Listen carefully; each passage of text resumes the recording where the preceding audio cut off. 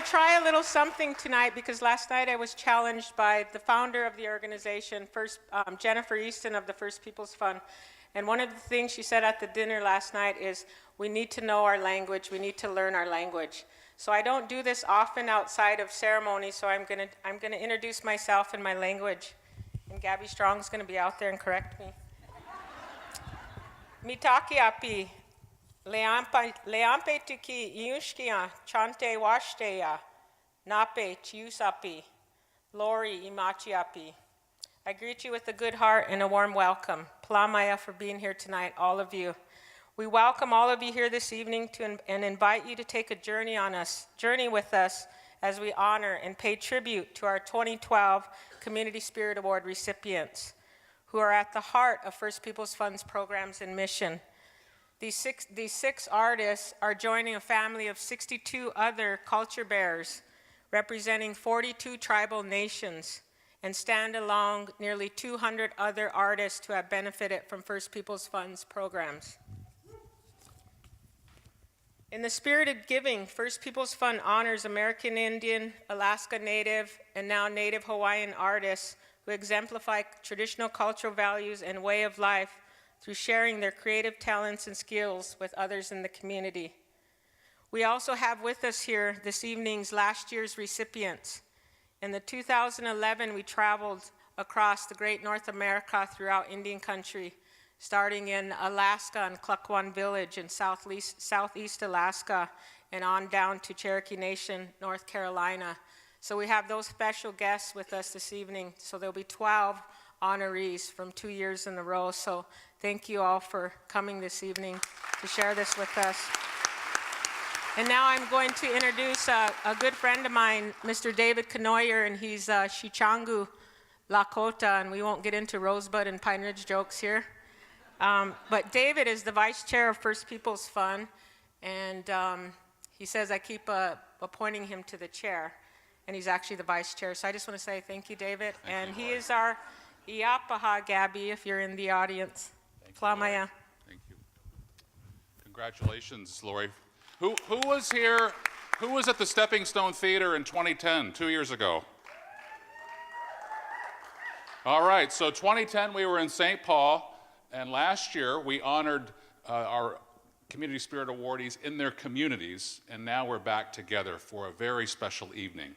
This is going to be really an early Thanksgiving of sorts, because the 6 people that we're honoring here in the front row, they live a constant 24/7 life of gratitude. And their Thanksgiving tonight will be our bounty, because they have gifts to share with us, teachings, inspiration, or maybe just a smile. 2 of our honorees, in fact, have something that their Six Nations people call the Thanksgiving prayer that really helps them live their lives. And here's part of that prayer. To be a human being is an honor, and we offer thanksgiving for all the gifts of life. We give you thanks, twinkling stars, for making the night sky so beautiful, and for sprinkling morning dewdrops on the plants. By nature, Indian people are generous. These aren't conventional awards tonight. If you were with us in 2010, you know that. This is an honoring really for selfless generosity. For each honoree tonight, we're going to share some stories and a multimedia tribute, and then ask them to come to the stage to share some remarks with us. Tonight, we're going to hear from about a potlatch tradition where everyone receives a gift. You will get one tonight as well. Maybe not a physical object, but a teaching or an inspiration. In that sense, tonight is a feast, and your presence here is a gift too. Once upon a time, this Minnesota, this continent, was a bountiful, thankful place. That indigenous land in 1491 had 1 billion points of light. I can see them. If you close your eyes, you can see them too. Twinkling, sparkling, constellation nations of Dakota here, Ojibwe there, Blackfeet there. After Columbus, though, many of those stars faded a bit. Some nations went dormant. Generosity faded too, giving way to scarcity and distrust. First Peoples Fund and our honorees are changing that. Each of these folks is a shining star in his and her community, serving as a beacon of hope and a spark of positive change. They anchor constellations of others around them who are reclaiming cultural traditions and, as we heard from these singers, power. First Peoples Fund helps these stars shine a little brighter and helps them strengthen the constellations around them. One day, if we can continue this good work and we can continue to support these culture bearers, once again, there will be 1 billion shining stars in the sky.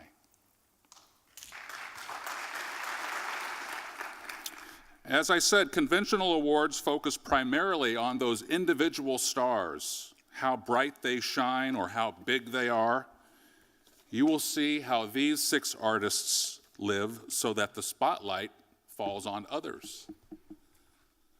Liz Jacola leads like that. She's a humble coach, not an expert preacher. Liz has learned that new ideas can fall flat when they come from people who think they know it all. Liz helps fellow Fond du Lacers literally find their voice. She's a singer, songwriter, and musician. Her drum group is a means of empowering people and practicing Anishinaabe culture while challenging the status quo. A women's drum group, you see, is a bit rare. Some people question it because they're more used to seeing men with the drum. Realizing the sensitivity, Liz initially waited for a drum to be given to her. Even though she taught music and had plenty of reasons to have a drum, she didn't just go out and get one. She waited patiently. She went about it in a good way, thinking of others when they were ready. Liz comes from a family of helpers. A room at the tribal clinic is named after her grandmother. She has 3 kids, including a new daughter who was delivered at home by her husband Jackson when the baby beat the midwife. Is Xander here tonight, Liz? You'll have to ask her 5-year-old son how mom's singing sounds when the 10-pound baby is on the way. Liz teaches at Fond du Lac Tribal and Community College and started a nonprofit Ojibwe Musical Arts Association. If the definition of education is to draw out the strengths of someone, Liz is a community educator who is gently coaching a revolution. She had a dream about the drum and waited for one to surface for her teaching. Later, Liz had a dream about a women's drum group and waited years, 7 years, for the group to come together in a good way. Liz Jacola's dreams grow into a drum beat, a song that others can share and sing as their own.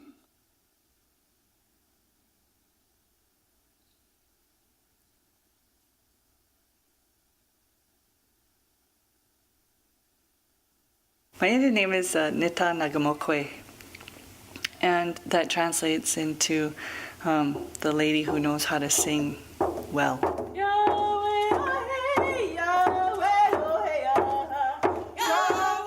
I got my name at, I think I was like 19 or 20, and I was like, well, I'm studying voice, so that makes a lot of sense.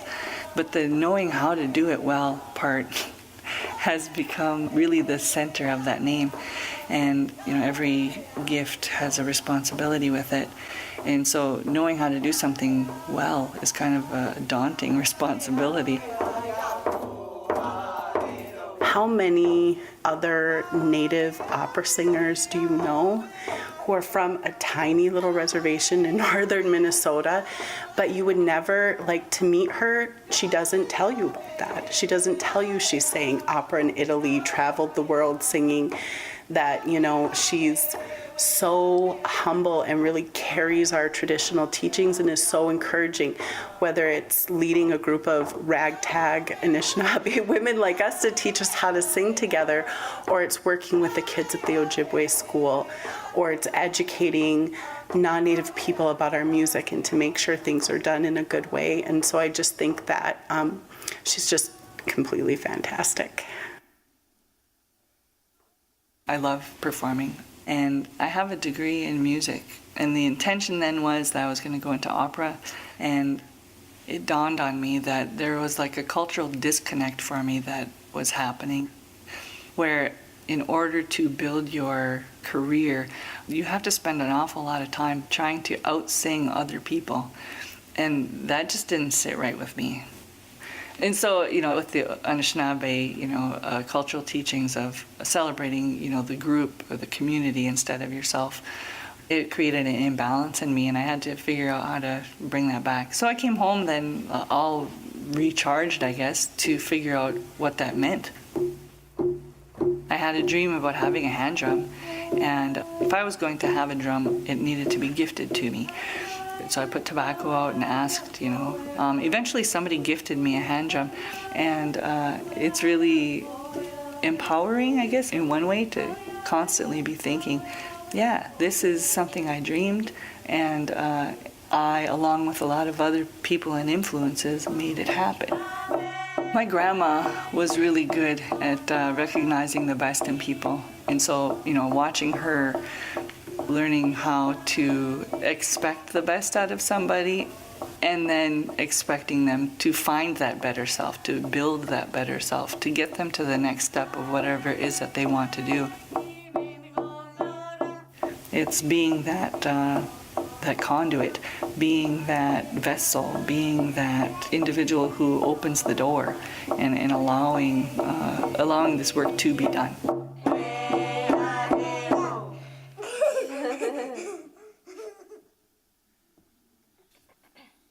Ladies and gentlemen, Anishinaabe musician, singer, songwriter Liz Jacola.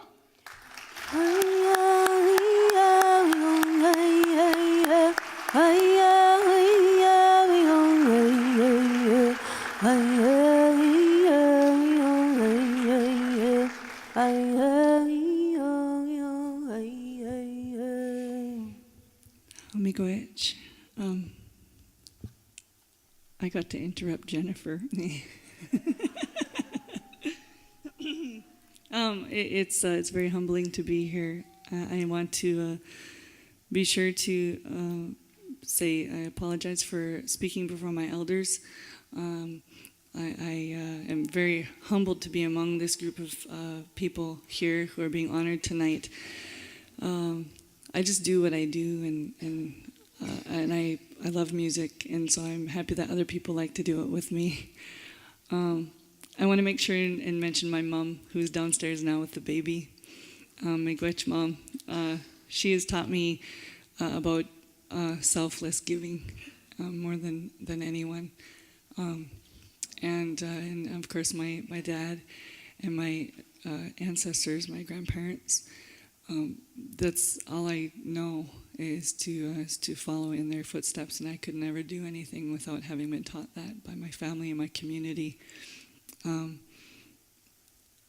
So I also want to recognize the women that I work with in Oshkigijik and the kids that I work with at home. They feed my drive.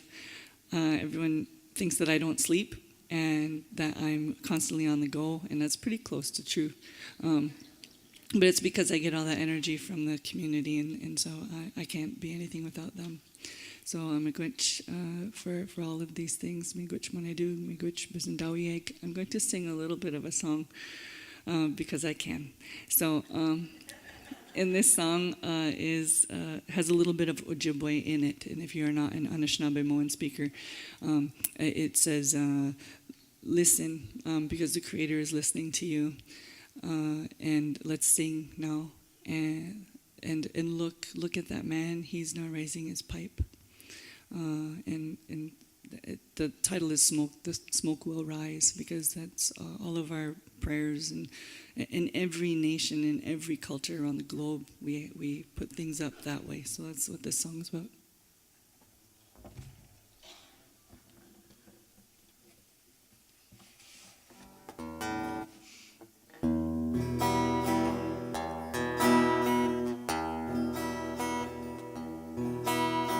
As the snow falls down, as the earth turns all around, as the nations start to pray, smoke will rise.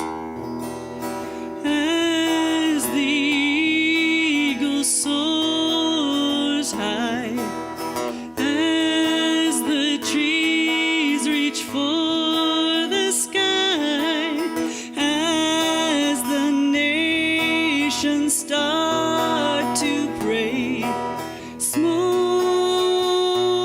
will rise. Hey, oh, hey, yado, hey, oh, hey, hey, hey, yo, hey, hey, hey,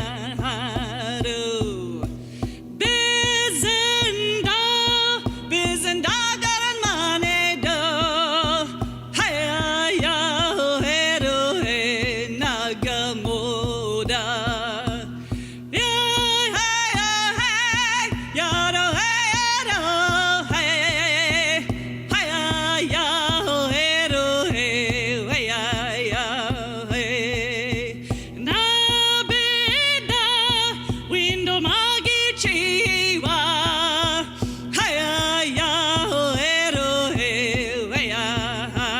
Window pagan.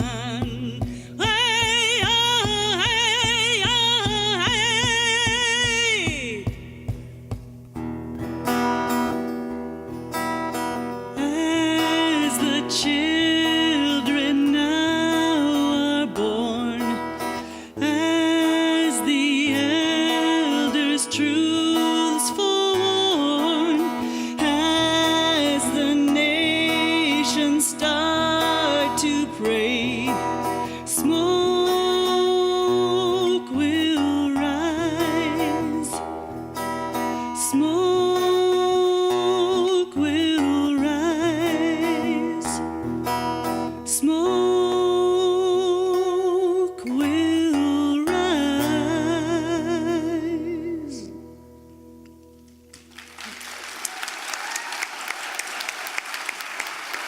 Chimigwech.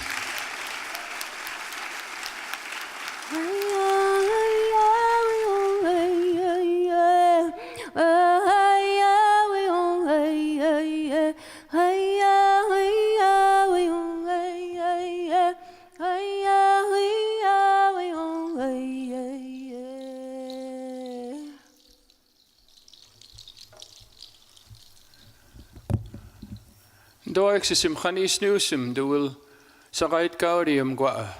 Thank you all very much for coming here tonight. The first song we're going to do for you is to honor all of the recipients and past recipients, and to pay tribute to all of our chiefs. The young men coming out here are not chiefs, but they are dressed as chiefs from the Tsimshian, the Haida, and the Tlingit people from the northwest coast. And we spread the down. Girls are coming now to put the down in. Oh, we went away for a minute there. And as the down is being spread, it's a very strong symbol of peace between all of us and all of you. Congratulations, everybody.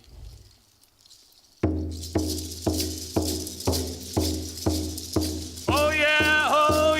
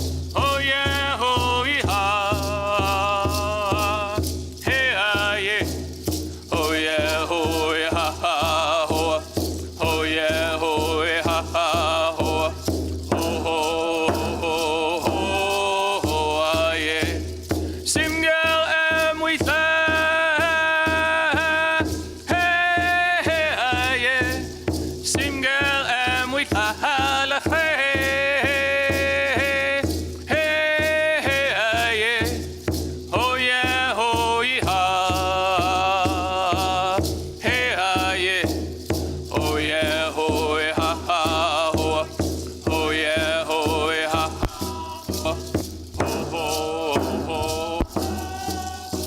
yeah, oh yeah, oh yeah.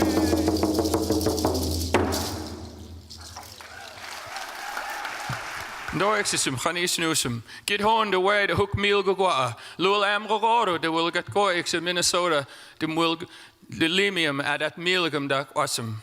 We are the Gidhon, the people of the salmon. We are from the Northwest. We're very happy to come to Minnesota to sing and dance for you. Do exisum, Chanisnusum. The next song we're going to do for you, I wrote this song in 1994 as I was preparing to honor my grandfather at his memorial feast. At that feast, we fed 1,000 people for 4 nights, and we raised 3 totem poles and brought out 50 new blankets. It was quite an occasion, and it changed my village forever. I just want to let you know that the dancers belong to the Eagle Clan, and this is called Eagle Spirit.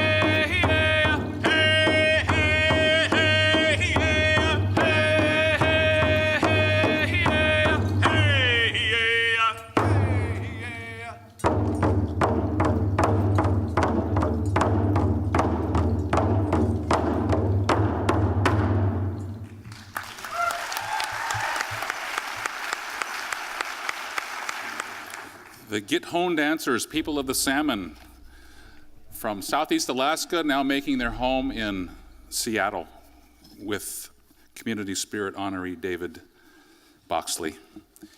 But on to Blackfeet country, Northeast Montana. Jackie Parsons is a teacher, ranch wife, arts council leader, and a judge, really. The teacher in her explains that her Blackfeet people often gave someone a new tribal name as their life circumstances changed and evolved over time, and as their different gifts emerged. She says those changing Blackfeet names drove the U.S. government agents crazy. Jackie, on the other hand, is a constant. She has just one Blackfeet name, and after tonight, you'll know why. There is no tribal word for art. Jackie says it's just something you do and you make. She grew up poor in terms of money, where you make do and make it yourself. Jackie's grandmother not only taught her how to sew, but also gave her a can-do attitude. By age 2, Jackie was an orphan, but never really felt that way, thanks to the seamless embrace of extended family. She's so darn positive. When you ask her about adversity in her life, she has to think twice. Jackie can stitch together pretty much anything: fabric, beads, buffalo hide. But practicality doesn't prevent perfection, does it, Jackie? And utilitarian pieces become objects of beauty. She loves the finishing phase, making things look just right. She's just as proud of the Native youth that she teaches, helping draw out the inner artist in everyone. Her students are award winners. Jackie chairs the Montana Arts Council, serving as a bridge between the mainstream arts field and Montana's 7 Indian tribes, between a worldview where art is often about individual achievement and one where art is a collective expression of community spirit. Jackie inspires that spirit.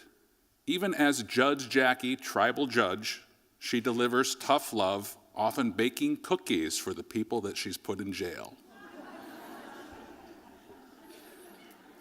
Jackie's work connects her to her grandmother, to community, and to the land where she gathers her materials.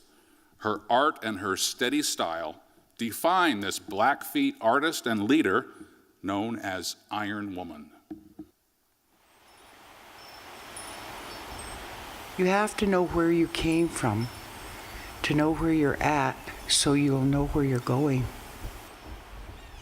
My art is all traditional art. They're replications of art that was created hundreds of years ago. I just enjoy doing art, all kinds. I don't like to be confined to one thing. Okay, when I was doing dress by designs for the Smithsonian, I decided to make a medley of dresses, Blackfeet dresses, starting from the beginning. And people really do need to know that a dress was not just a dress. The fringes on there extracted water from the dress so you wouldn't be wet. You could braid them into a rope. You could make a snare out of them. But they don't realize that the dress had a very useful meaning to it. Jackie and I went to school together, and she tries to work with people in a way that they understand one another. I see that a lot of the young people go around Jackie because they know that she's understanding. She's a person that wants to help. And this is what we need today. And a lot of our young people are reaching out to find out where they're coming from. I think it's vital to our culture that we pass this on to our younger generations. And that's why I started working with kids about 15 years ago and bring them into my home, teaching them traditional art. And I've worked with the small kids in schools with art and realized they are so talented, so very talented, because it's such a natural gift. I think it's because Indian people are visual people. She can trick you out of your fear that you may not be good enough to do something. And she does this at the museum and at the courthouse and any of the work that she does publicly, but also Jackie's house is always open and art is always being made here. So she formally uses her artistry to create her very own community. I believe that everybody is an artist, whether you're making a salad or you're painting a picture. In Jackie's life, art is so ingrained in everyday experience, it's not even considered a separate concept. So her ability to train us, we became less academic and more understanding of aspects that artists bring as community makers. Our largest contribution to the people in Montana is making them aware of Indian art. Indian art, to me, comes right straight from your heart, and that's a God-given gift.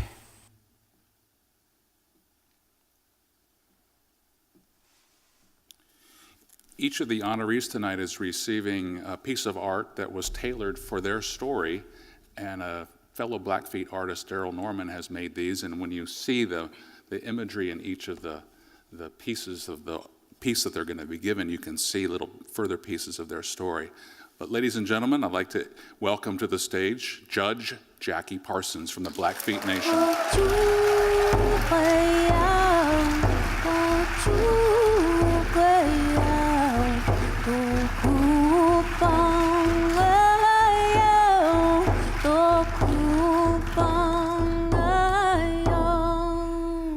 Good evening, everybody, and thank you so much for coming to this grand event here that is just overwhelming to me.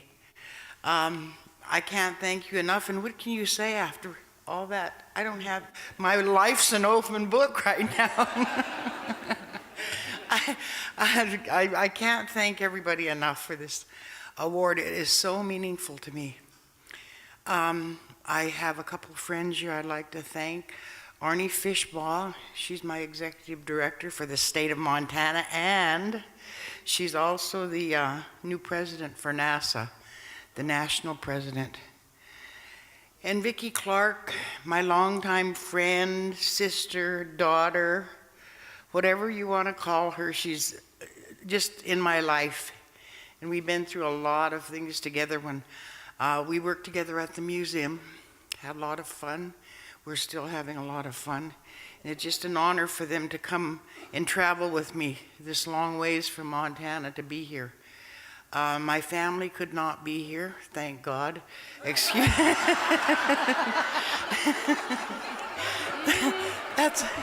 and I have a large family, but I'll tell you, they'd be down there bawling like a bunch of babies and have me crying. And but the whole program here is something that is just so dynamic for Indian people.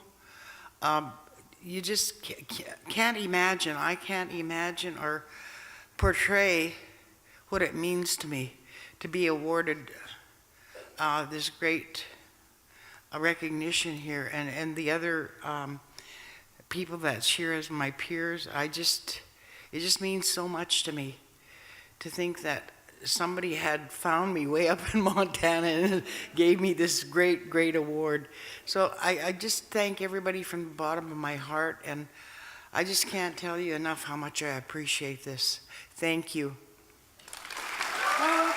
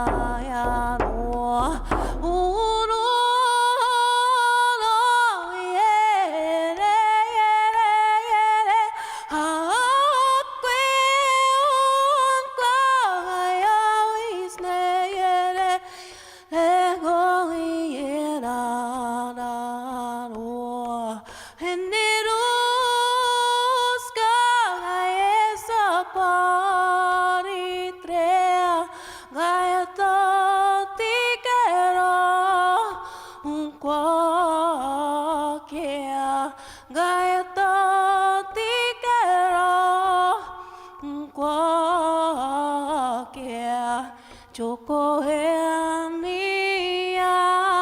Eneruska Joko Heania Gahinyuk Seneruska Heayaro.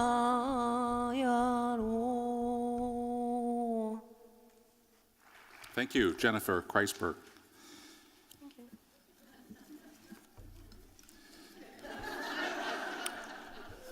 Did I get one of those grandma looks? All right. Dewey, are you loose? Wait till you see the pictures of this artist, man. He is in shape because he lifts these heavy tools. He does this hard, heavy lifting himself. Known as Dewey, Dwayne Goodwin is a practical man. An artist with uneven cash flow, he's quite grateful that the First People's Fund Cash Award helped him pay off his 30-year mortgage.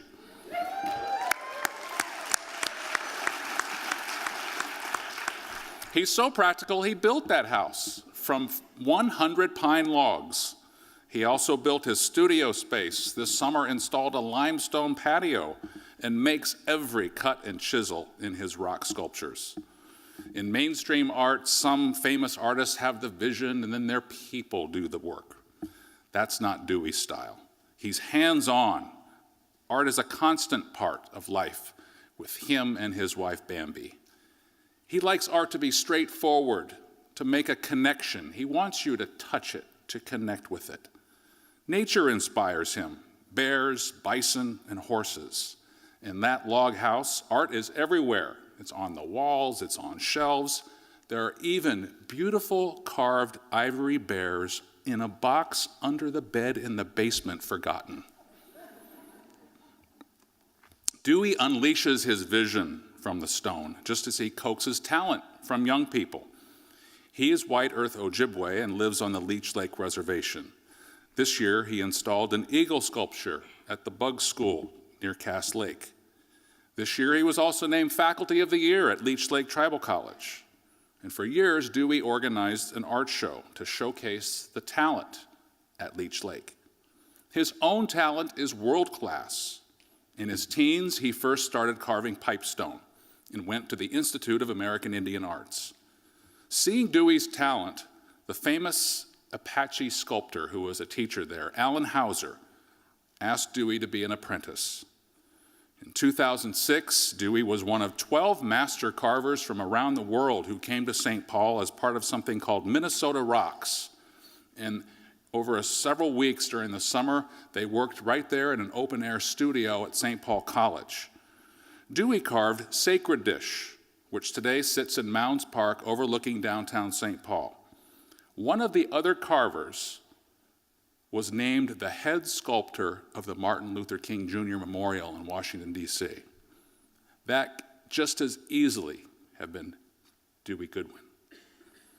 Even so, he has realized his own success, building a family life with Bambi, making meaning for his community, and living his art and his culture every day.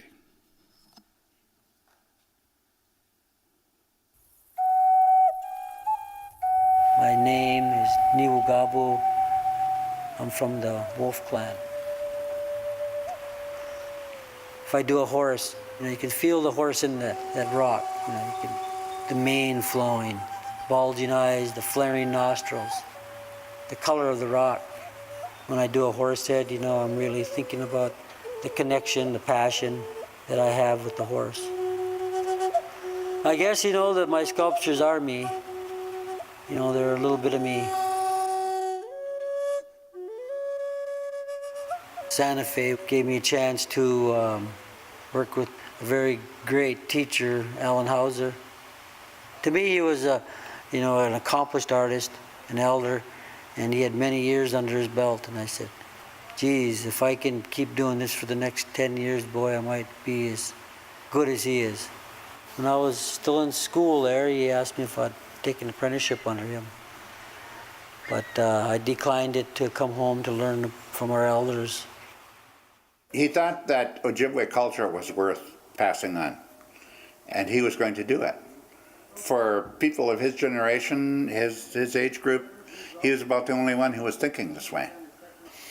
I think I might have told him, I said, you can't do everything. God told you to only do one thing. If he said to do beadwork, do the best beadwork. If he was going to live as an example of living off the land, then he should do that. He should be the best at it. Learn everything there was from these elders. But I think what Dwayne has been able to accomplish was really quite remarkable. And so my advice, that you can't do everything, was a little wrong. He did do everything. The sacred dish was a carving that I did in 2006. I was selected to be part of this international sculpture symposium.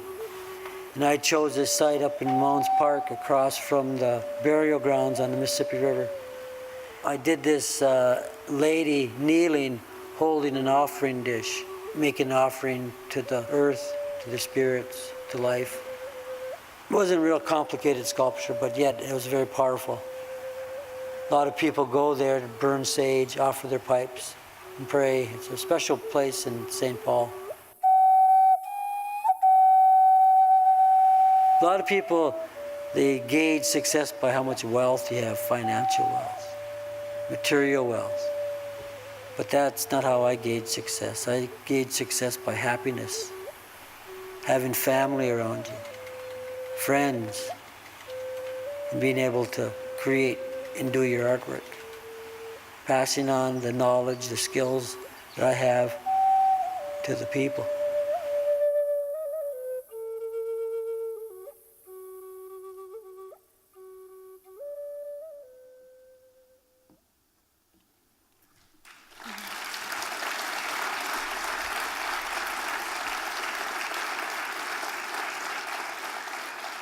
Anishinaabe sculptor Dwayne Goodwin.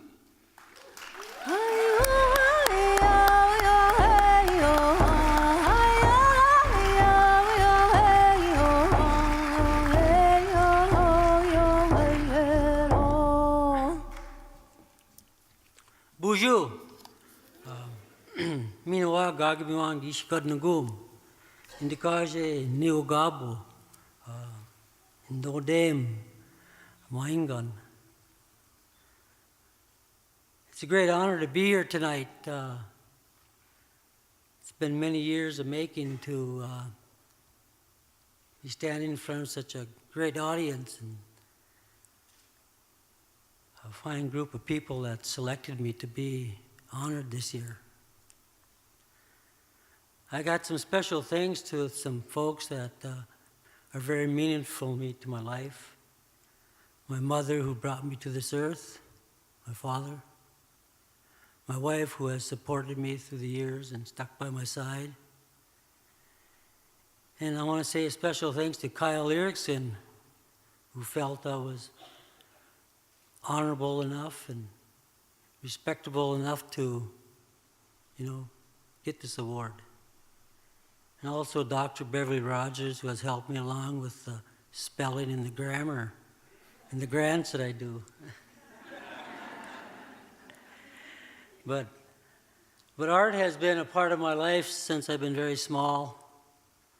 I realized that, it was something I wanted to do for all my life.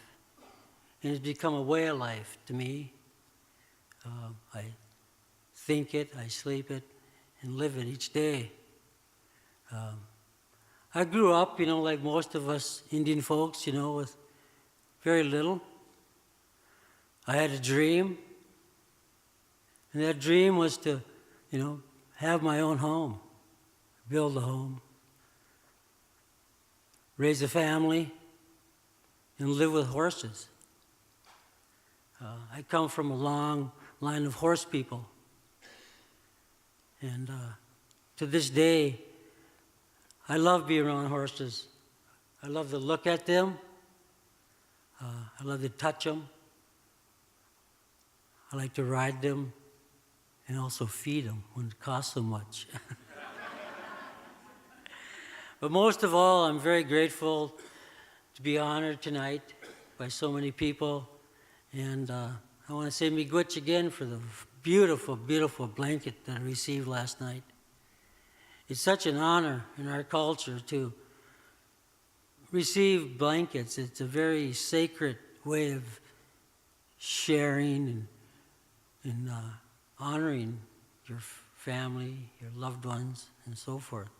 But again, I'm very, very grateful to be part of this group tonight and to share my artwork, my history, and just being alive has been a great thing because I've been through a lot over the years.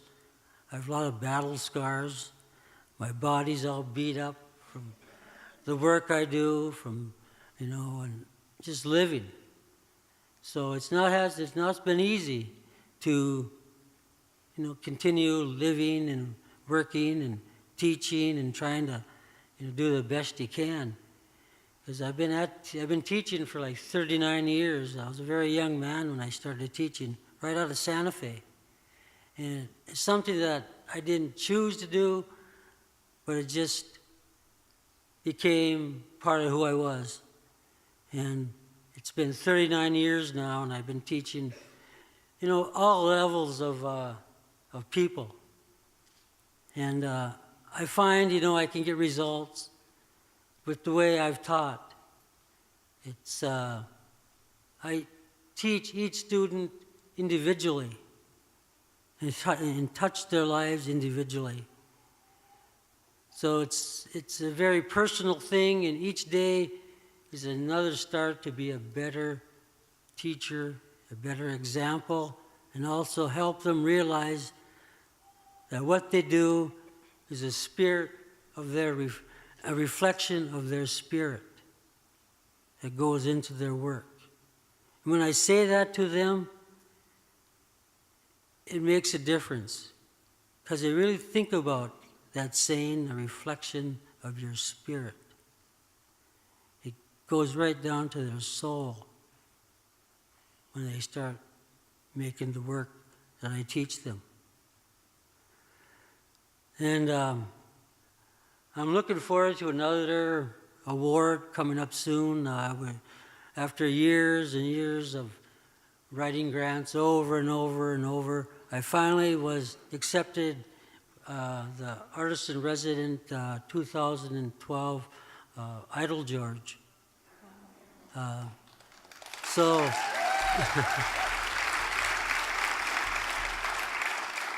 from this great honor to be a Community Spirit Award, I'll be going into another phase of my life and taking part in this residency in November with my wife and I. So I'm looking forward to that. The Tribal College has been very, very supportive for me to continue my work and also given me the time to go to Indianapolis in November, which is a whole month. So I'll be leaving my position and fulfilling my responsibility as an artist in resident at the Idol George. So I continue working, I continue living, and love life. And I respect my elders. I respect my ancestors who led the way for us to continue revitalizing and practicing our traditions. It's very important. Like Jennifer said, our language is the most important. It's who we are. And over the years with colonialization, many of us have lost our language. But with the help of lots of people, we're beginning to really take part in maintaining and keeping our language alive. The tribal colleges throughout the United States have all stepped forward and put language at the top of education and the culture, so we do not lose it. So our children have something to look forward to and carry on. Without our children learning these traditional values, we're a lost people. When our drum is weak, we are weak.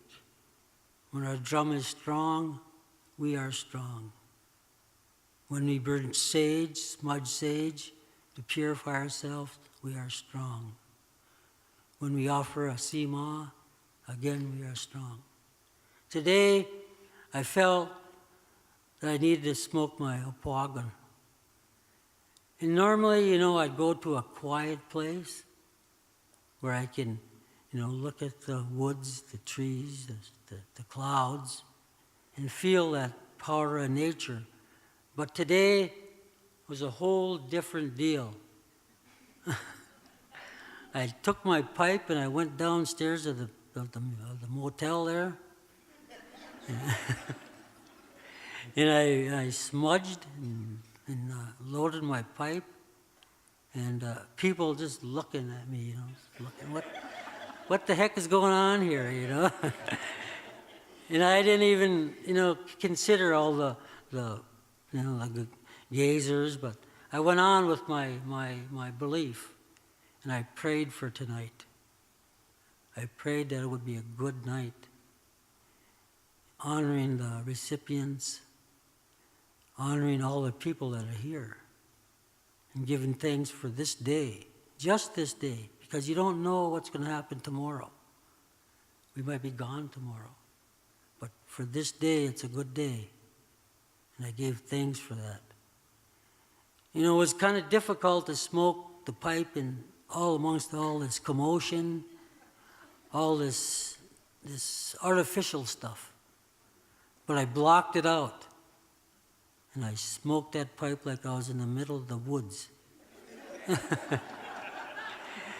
And to end with that, I just want to say chi miigwech to all the people that have supported me and kept me strong to be an artist. Miigwech. We are weaving many threads tonight, giving back, sharing, passing on traditions, doing things right. Another thread is family. Grandmothers inspired Jackie Parsons, Charlie Hill, whom we'll meet later. Liz Jacola wants to get the Ojibwe words just right because when we pass to the other side, the waiting ancestors will only recognize us if they can understand us. With this next story, you'll recall your grandparents, their smells, their looks, their laughs. David Boxley's story is his love letter to the grandparents who raised him. Grandfather Albert, Yaya in his language, was his best friend. He and grandmother Dora taught David how to hunt and fish, how to live. David would come in the door and Dora would look in his hands. What have you got? She'd clap, start the fire, and that salmon or game became supper. Dora made baskets and Albert was from a carving family. They exposed David to the language of their Tsimshian people. When Dora passed, David carved a 24-foot totem in her memory. In 1986, he left school teaching to take a shot at life as an artist. That meant he had to move to Seattle and leave his grandfather and his home in Metlakatla, Alaska. But in reality, he never left. David Boxley went on to receive international renown for carving intricate masks, rattles, poles, and panels. This year, he installed a 22-footer at the National Museum of the American Indian. Other pieces are in museums around the world. You've seen tonight how the masks come to life. As with all of our artists, David's art is alive. The masks, they dance.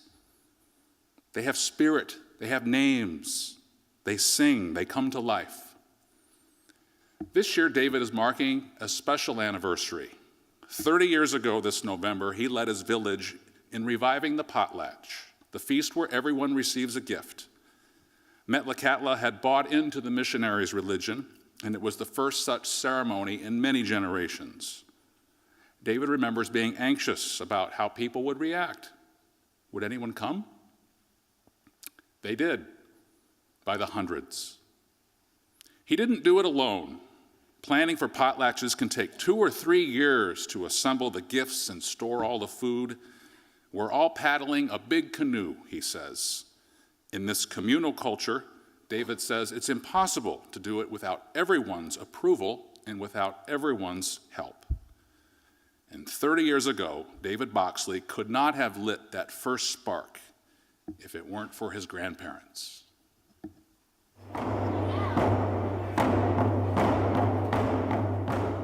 I'm proud to be a Northwest Coast Native person. It's an old tenet of our culture is you can't be proud unless you've done something to be proud of. My grandfather, Albert Bolton, and my grandmother, Dora, took me from the hospital when I was 2 days old and raised me in their house, basically as their fifth child, even though I was the oldest of a second set of grandchildren. My grandmother passed in 1980, and I wanted to do something to remember her, and I was just at the beginning of my art career, that type of art career. And so my grandfather and I went out to the other end of the island, and together we cut down a little tree, a totem pole tree. His father was a canoe carver, and I didn't know that till I started carving. So we went out the other end of the island, and he helped me make my first ads. And we went out and got the exact right size alder branch that was going to be used for the handle. I still use that tool, although my son David discourages me from using it. He said, "Dad, if you break that adze, I can't have it." That my great-grandfather gave his blessing that this was the right thing to do, and he put up a totem pole in his front yard, gave validation for everything Dad was going to do after that. The cultural revival has only been 30 years. The struggle of our people and their history, because the missionary was so successful here, there were good and bad to that, industries and catching up to and competing with non-native culture was something that this community was really good at. But the sacrifice was Tsimshian culture and eventually our language. The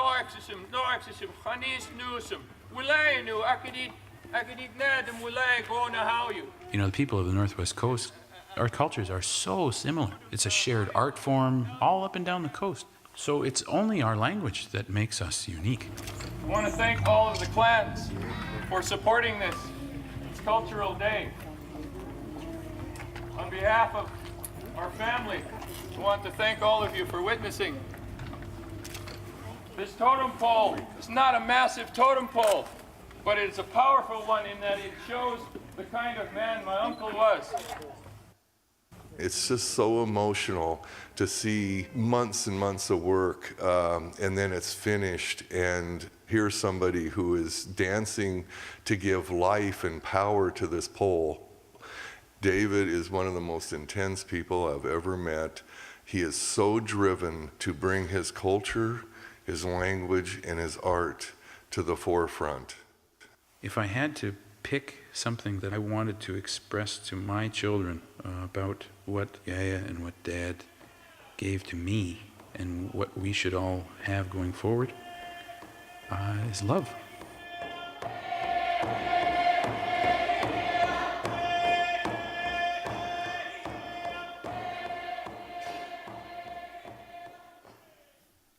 Tsimshian artist David Boxley.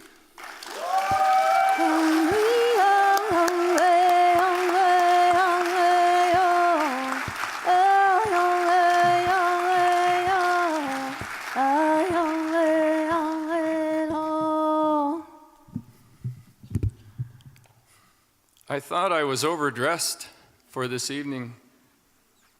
Brand new suit, But Dwayne beats me all over the place. That's beautiful, that outfit. Yeah. Simgiget. Sigaram hana. Khani likskiriget will sagait gaudi agwa shagaun. Lul ajik sigoru. Dual haitku hats achkism.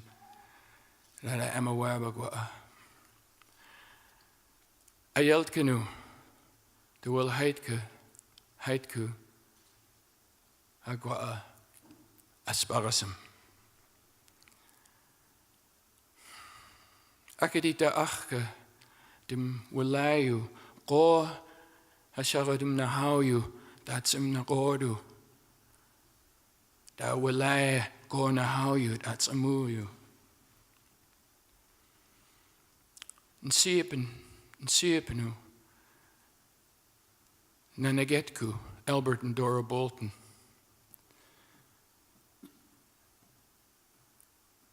Lahaidka na niayu adan nsietu. Khatni na dim goyu. Hani ligilim da dim goyu. Dim stuli. Nanagetku. Doexisum First Peoples Fund. De wilgilk inama. Amastatenum shagaun. Wilek shagoru. De wilgat go exagua. Adat nelsku. Adat nsiepenskum that will stuli agua. That will limium adat milgada quasum. Luam gogodo hashagado mui hauku.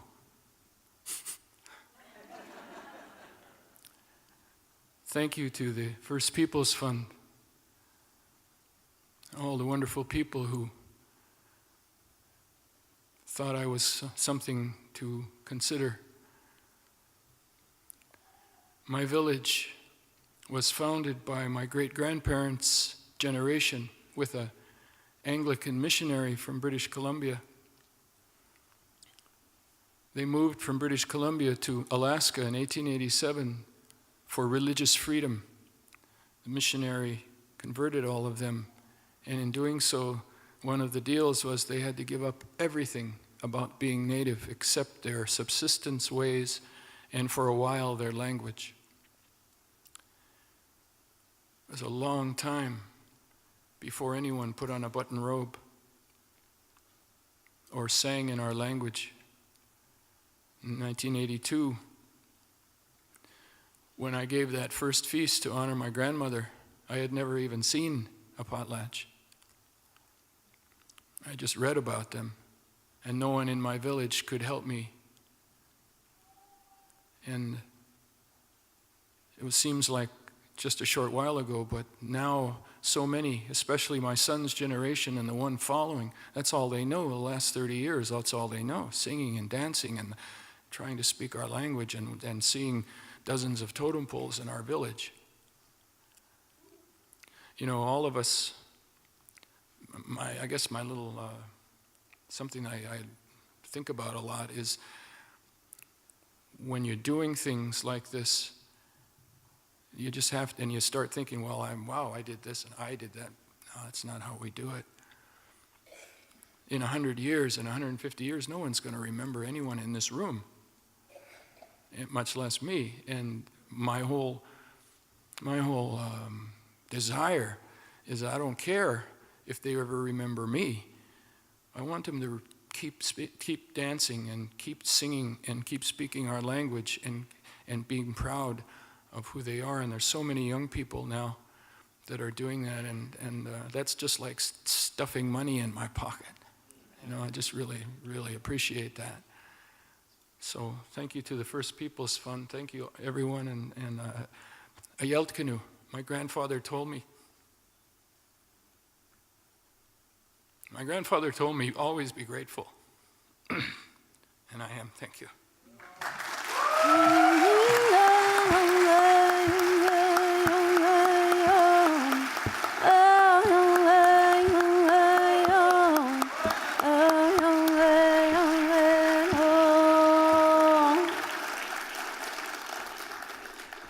Thank you, David. We're going to have a microphone change here and hear again from the Oshkogizik Singers. That's my Ojibwe. It's a little easier to talk about Liz's other band, her other group's name, the Liz Jacola and the Smokin' Chamokes.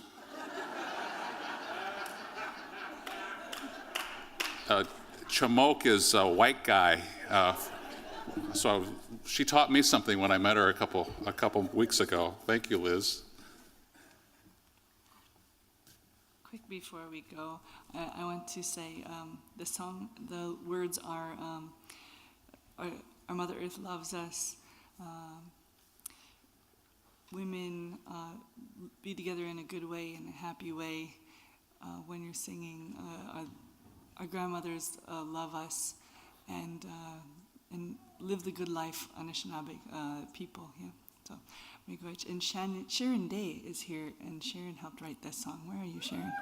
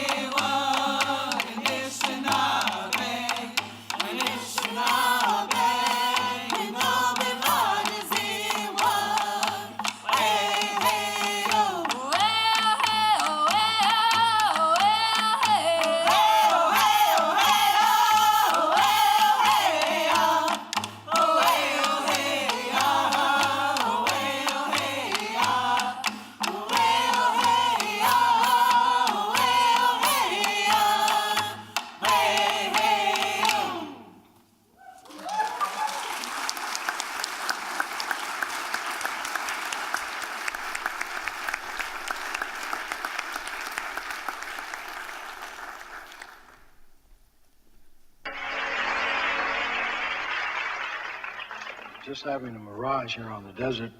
Thought I saw TV cameras in front of me. I'd like to introduce now a new talent on the show, a man that I met that gave me my name, Lahunje, means black spirit. He's an Indian brother, Iroquois Nation, Mr. Charlie Hill. Please welcome him.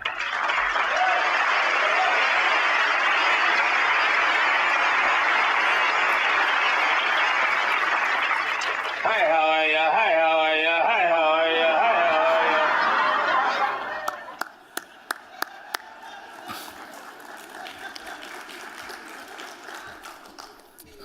I don't know where we start with Charlie Hill.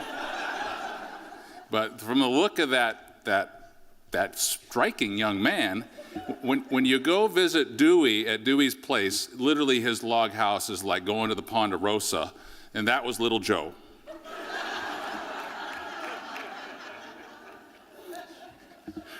We're honoring you, Charlie, as a storyteller, but he'll tell you he's not a big fan of labels. But he recently came across a book that's acceptable. The title of the book, Satirista. Like Zapatista, revolutionary guerrilla with a little bit of humor. As a runner-up label, in place of class clown, Charlie would accept guest class clown. As a boy, surprise, Charlie was bored by school. He spent class time reading encyclopedias, which opened up an outside world to him. He still reads voraciously. He loved baseball, and his brother Norbert says Charlie wasn't good enough to play for the New York Yankees, so he had to take a different stage.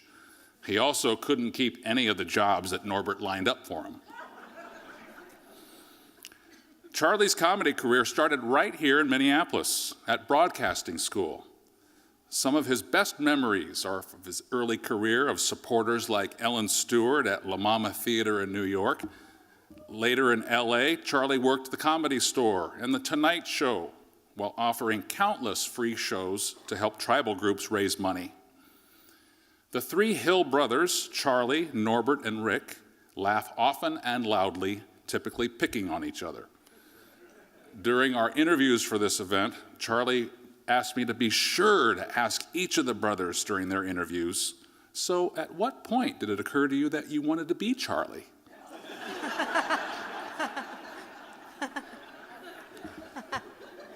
The Hills are well-known leaders. Grandmother Rosa was only the second Native woman ever to become a physician. Charlie's father, Norbert Hill Sr., was a champion boxer and tribal leader, and the tribal headquarters on the Oneida land in Wisconsin near Green Bay bear his father's name today. His brothers call Charlie a healer and truth teller. He is disgusted, frankly, by the country's ignorance about Indians. His career has tracked the ebb and flow of public interest from Alcatraz and Wounded Knee to Marlon Brando and Dances with Wolves.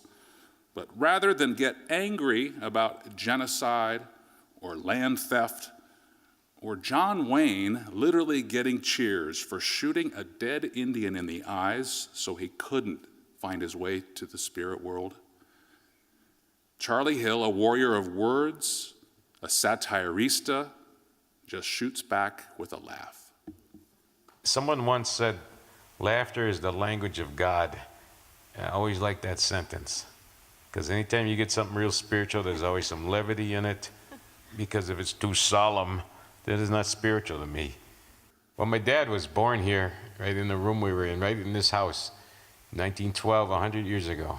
And my mom was from Alberta. She's a Cree, and they met in Detroit at the first Indian club. First urban Indian club was founded by my father and his peers right after the war, because that's when Indian guys started to know each other from around the country.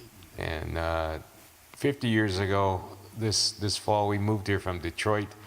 I think that was the greatest thing he ever did for us, because we really learned who we were. We grew up in kind of a zany household, and I think my father's sense of humor probably helped set the pace. Charlie, you know, the essence of Charlie is that he's an educator, in a sense that he entertains Indians and he educates white people. And he's been able to teach through humor. I usually have problems doing my act, you know, because I know a lot of you white people never seen an Indian do stand-up comedy before, you know. Like for so long you probably thought that Indians never had a sense of humor, you know. We never thought you were too funny either. Richard Pryor had told me, talk about what hurts you the most. That'll be your biggest laughs.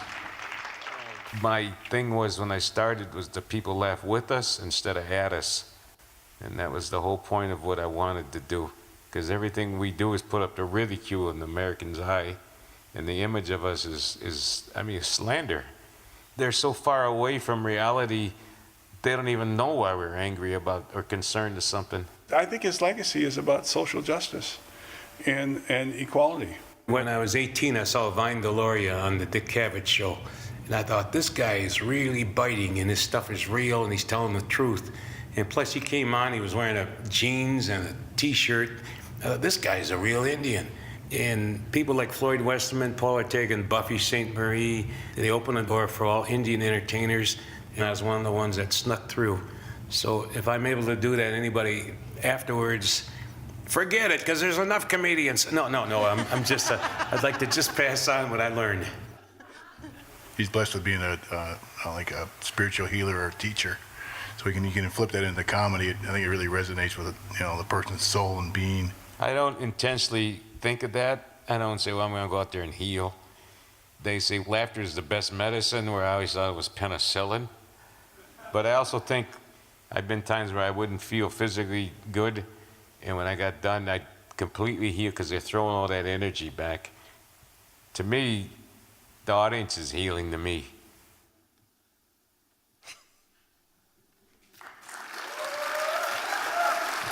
Mr. Charlie Hill.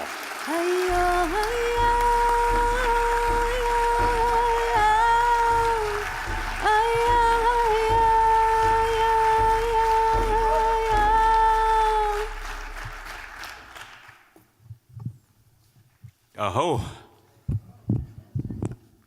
Aho. Aho. Aho. Aho. Aho. Aho. Aho. Aho. Wow. I'm honored to be among such creative natives, and it's beautiful. And I like how you honored my family on there. And Brother Richard Pryor said to me once, tell the truth, and God will bless you. And boy, she sure did. He also said to me when I met him, he gave me a big hug. He says, you talk to them white people like they're dogs. We got to get together, motherfucker.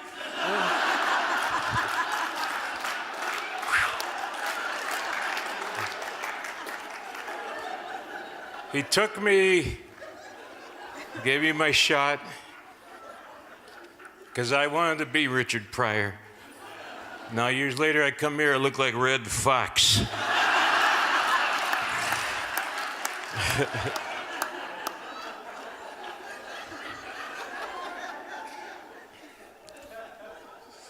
My dream started here in Minneapolis. I was 19.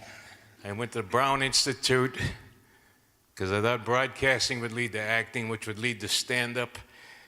And I would go to auditions or on-air plays, no experience. I would sign up and watch. Then when I get near my name, I'd leave because I didn't have any training, not until I went back to school.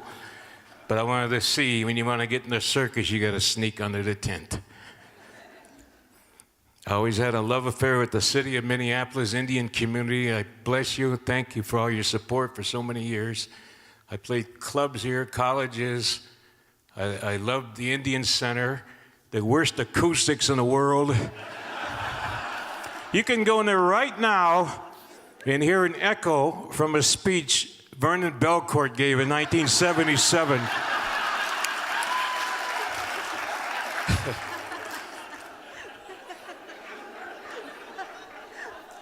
Another time I came here to Augsburg College, and my friend Louis Anderson were doing a benefit. I says, well, Louis, there's 50 people from Franklin Avenue here for me, and there's 5,000 Larsons and Andersons here for you.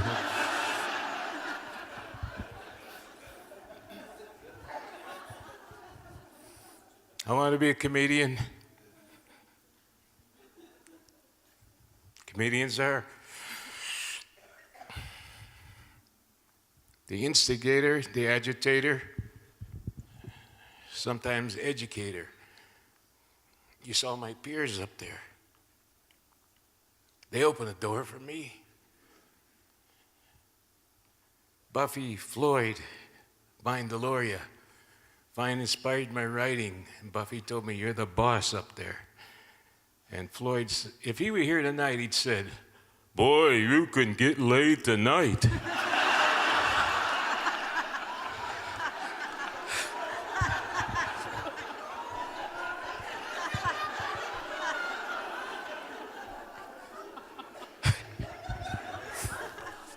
And he took me on the road for over 35 years.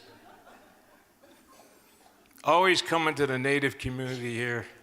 Always loved it. And even all those turbulent times I went through, I remember when I was here in 1970, went to Brown Institute. For briefly, I was in the Golden Gloves, but I was afraid to fight. I did. I'd get in the ring. I quit after the first fight because they introduced me. I'm warming up, you know. In this corner, from Oneida, Wisconsin, standing in a puddle of piss. That was it. Yeah.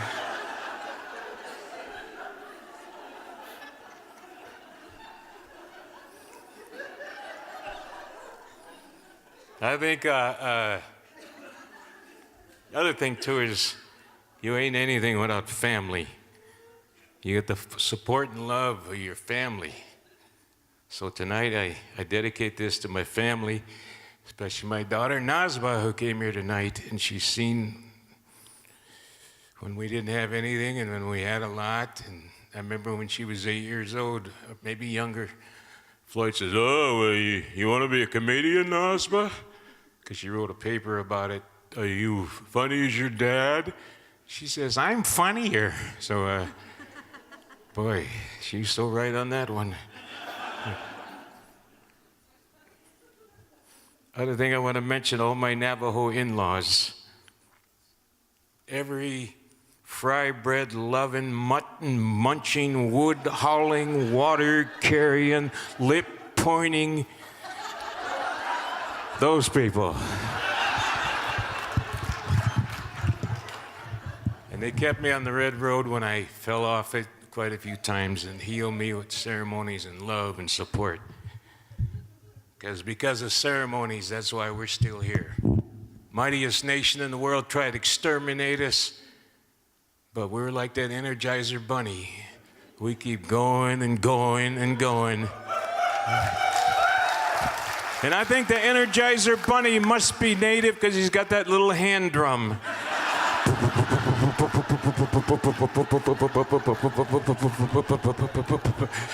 So next time you all have a powwow around here, let the Energizer bunny lead the grand entry. Then afterwards, we can eat it.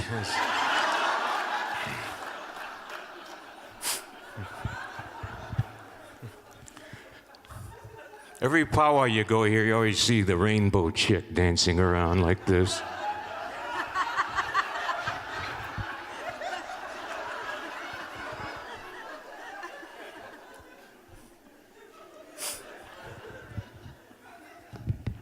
So I wrote a commercial for them.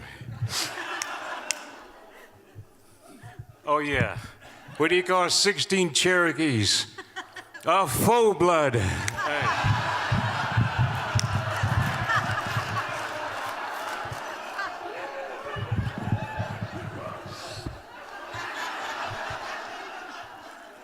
Hi, wannabes. Are you tired about leaving yourself in the cold without no native heritage? Unaware of your Indian roots, or perhaps you have no Indian roots? Feel uncomfortable at powwows? Well, soon you'll be out there singing and dancing with the rest of us, thanks to Generiki. Yes, one spoonful of Generiki, your native roots will start to grow instantly. You'll never feel spiritually inadequate again. Take it as directed. Generiki increases wisdom, restores earthiness, and makes you one with the universe without a prescription. So try it today. And someone asks you your tribal affiliation, just say Generiki. You may not be able to prove it, but you'll know it in your heart. Caution, side effects may include suicide, poverty, and general loss of land.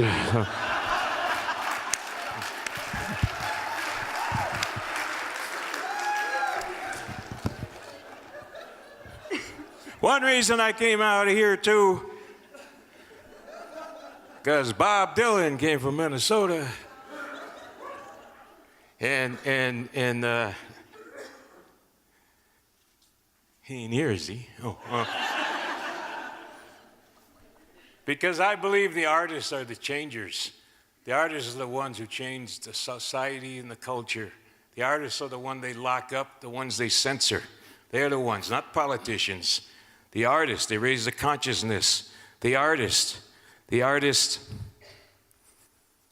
challenge. They are censored. Censorship is the assassination of creativity. Censorship breeds mediocrity. And every time I took the stage, I took the idea that the rent was due, because we are the landlords.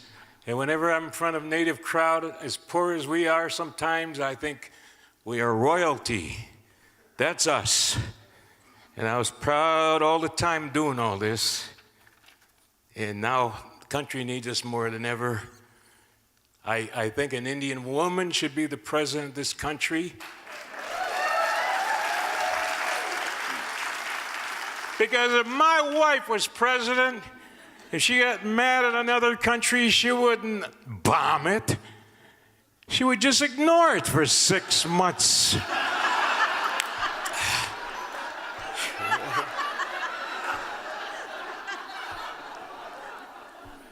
But now the elections are going on, and everybody's cutting the other guy down. It's like a game of tag with kids. You did too, you did not, you did too. Got your back. You know, nobody has no ideas, no spirituality, none of that stuff. And they find files in the past. There's his birth certificate. There's an FBI file. There's a scandal. He wasn't born here. Indian politics are different. We never do that. Indian people just make this shit up.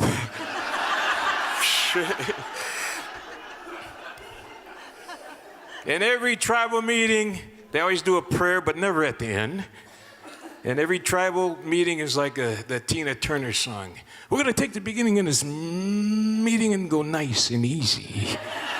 Then want to get nice and rough, because we never do anything nice and easy. But get out there where your heart is and vote. Obama, to me, opened the door for all Harvard-educated half-breeds. And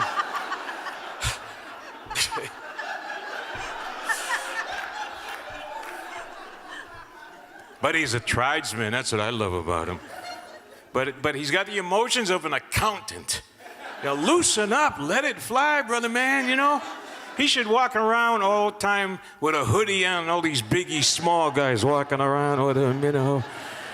Now, he might scare the conservatives, but the children will love him and they will vote for him.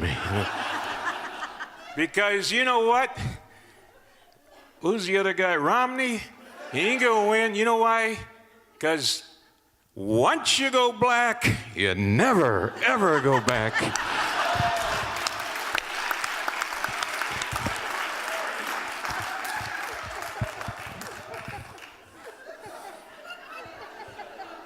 My name is Charlie Hill, and I endorse this speech. Okay.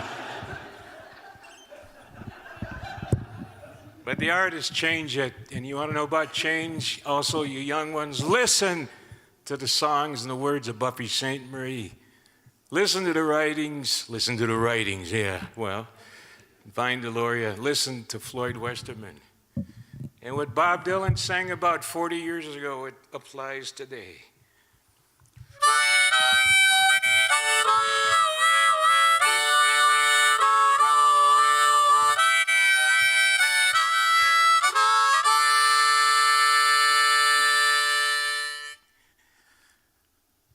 Ding digga doon digga doon digga doon digga doon digga doon digga doon. I forgot the bits. Jeez.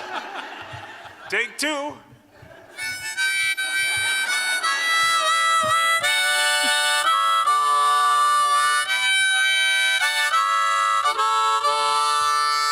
Digga doon digga doon digga doon digga doon. How much wood could a woodchuck chuck If a woodchuck could chuck wood, dig-a-doon, dig-a-doon, dig-a. And how many knees could a Negro grow? If a Negro could grow knees, dig-a-doon, dig-a-doon, dig-a-doon. And how many Sioux could the Sioux tribe sue? If the true side, the answer.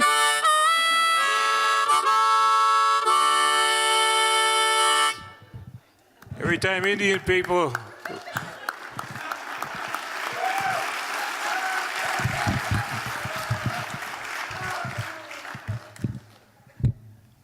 All I want to say is every time Indians laugh and applaud, that's my award. Every time I see a little baby, that's my award. And I accept tonight with a lot of gratitude and a little attitude and a lot of love, because we all feed off your strength. And I love everybody here. Well, I don't know about you, sir, but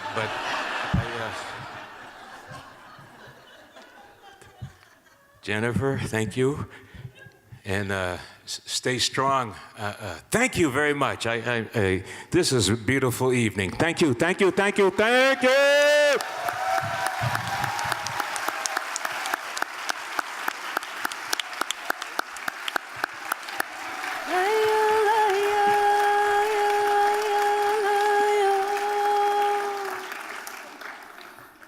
Did my kids go home, I hope, before him?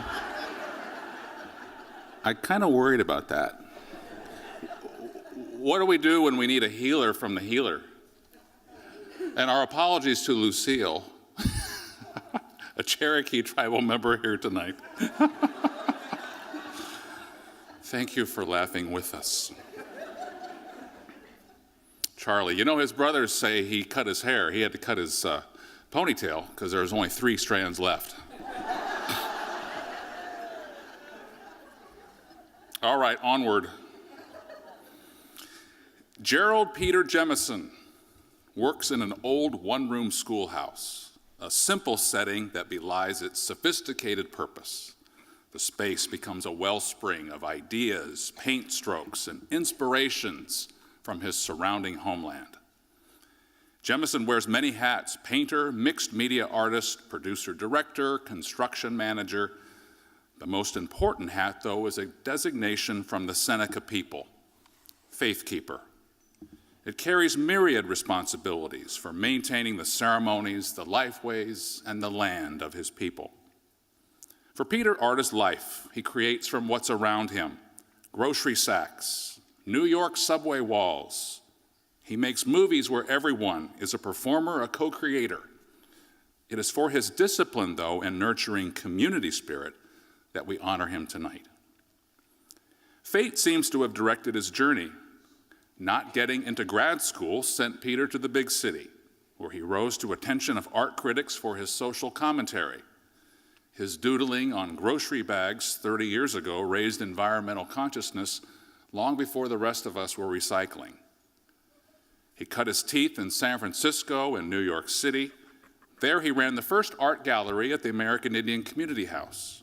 The intertribal nature of that work, and at the Buffalo, New York Indian Center that he later managed, represents another important theme of Peter's life, showcasing the work of artists from other tribes.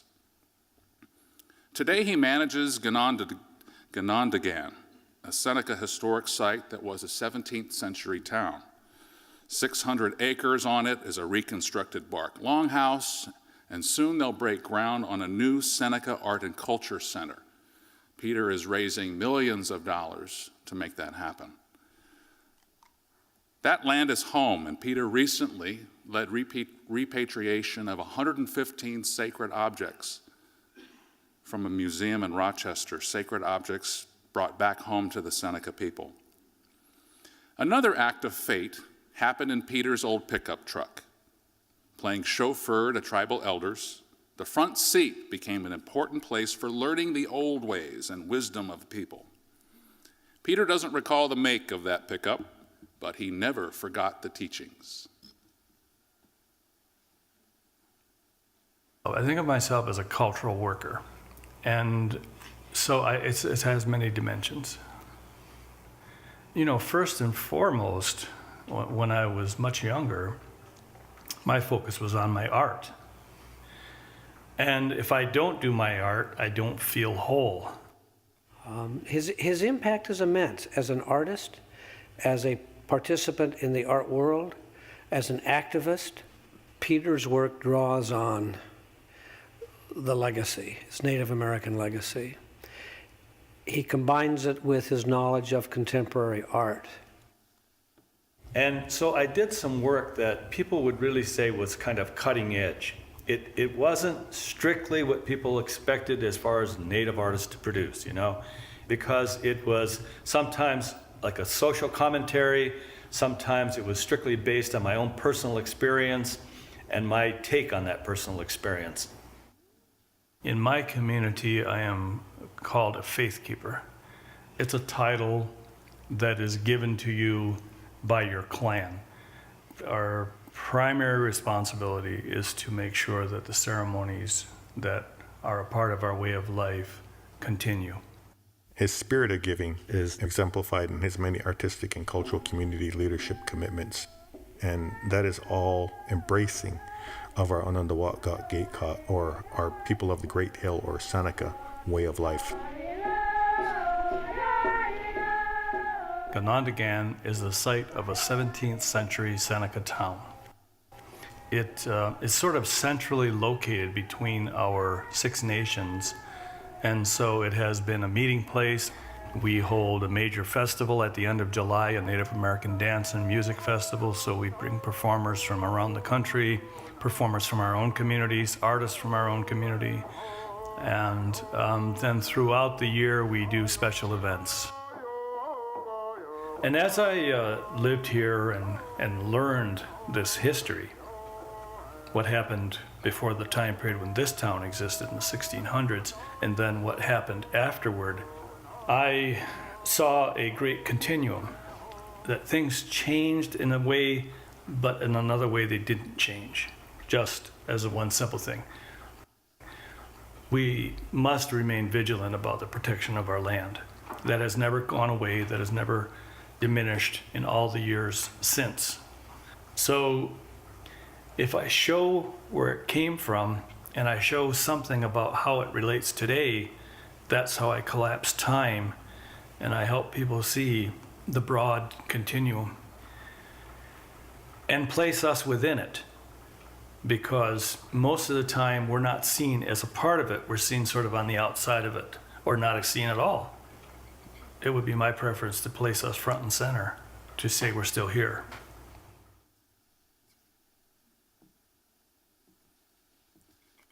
Seneca faith keeper Peter Jemison.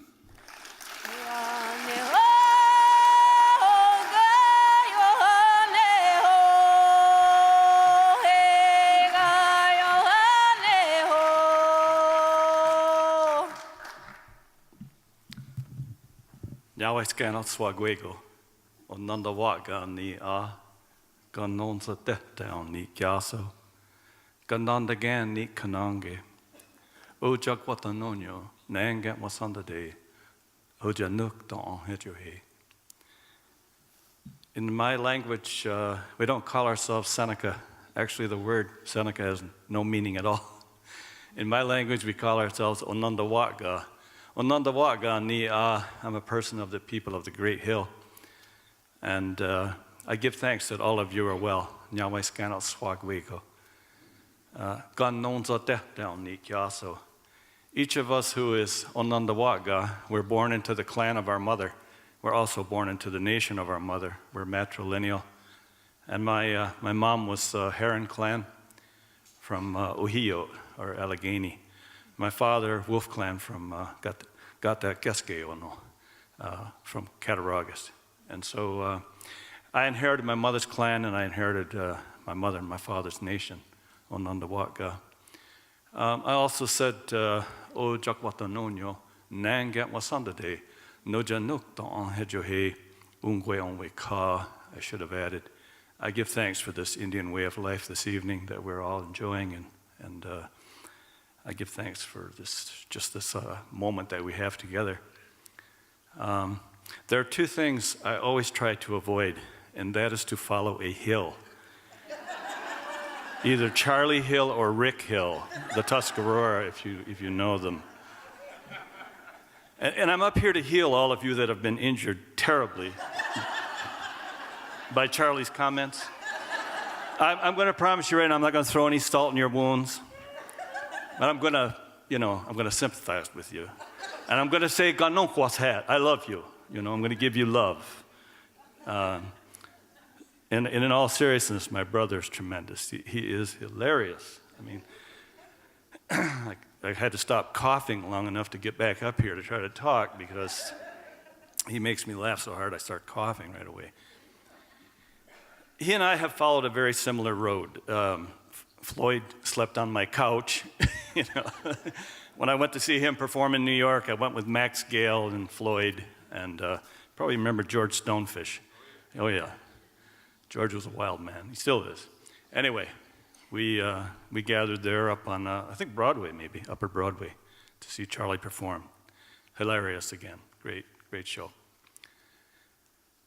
So to get to the point, without my wife Jeanette, and without all of my elders who gave me kindly and shared with me all the teachings that are so vital to our way of life, and who had the faith to understand that I wasn't chosen by people to do the jobs that I do.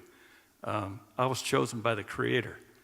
And that is one of the most humbling thoughts I could ever have, that the Creator saw something in me before I ever knew it and gave me the opportunities that I've had throughout my lifetime. I am truly the luckiest man on the earth as I stand before you, and I hope in a humble way. Daniho Di, Daniho.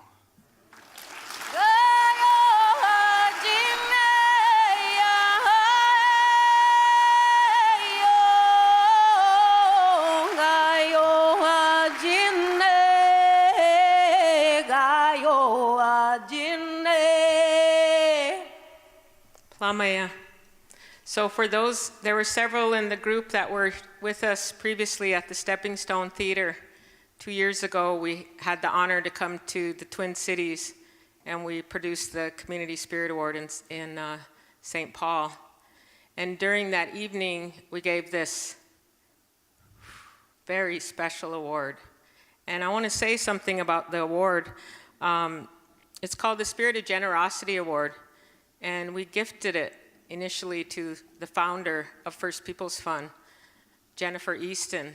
And I met Jennifer probably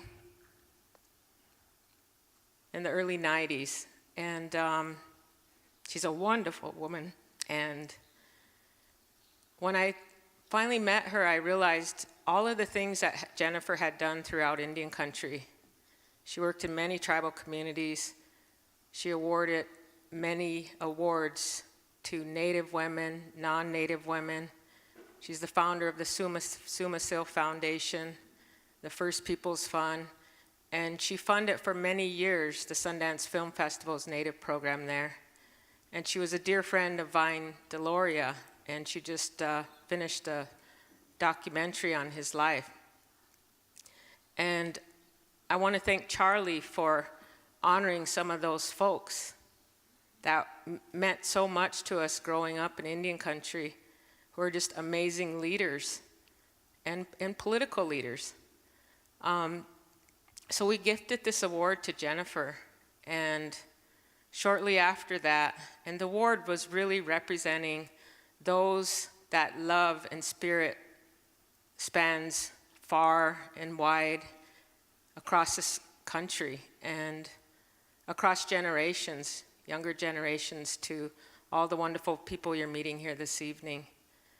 And the second award we gave was to another wonderful woman who we all know, and if you travel often, she has a galleries in the airports called Spirit of the Red Horse. And Carol was recognized with this award, Carol Howe. And it was for her work in Indian country And she opened one store, and I remember meeting her years back and when I was just a child in like the 80s. And so I'm kind of a mid-child right now. But Carol, I actually called up because I stopped in one of her stores in Denver, and it was like her second store, and I said, I really got to meet this woman, because what I saw was that she was purchasing native art and like carrying native art in these like major airports around the country. And little did I know that Carol had these stores, like 40 some all over, and she knew many, many native artists.